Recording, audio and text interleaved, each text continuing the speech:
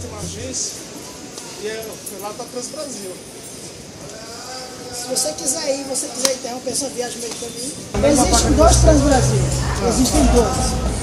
O Transbrasil Rodoviário e o Transbrasil Turismo. O Transbrasil Turismo se chama clandestino.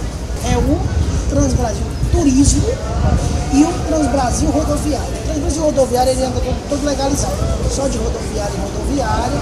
A passagem é um pouco mais cara, mas tem uma segurança. A NTT bater, o carro não fica preso. O outro já não posso dar. Pode ter uma viagem interrompida no meio do caminho.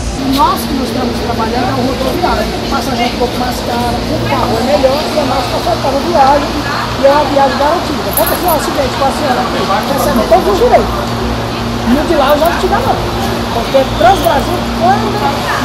Se você tem um ônibus, você quer entrar no ônibus na Transbrasil, a gente coloca você para entrar. Só que você não entra na parte rodoviária. Você entra na parte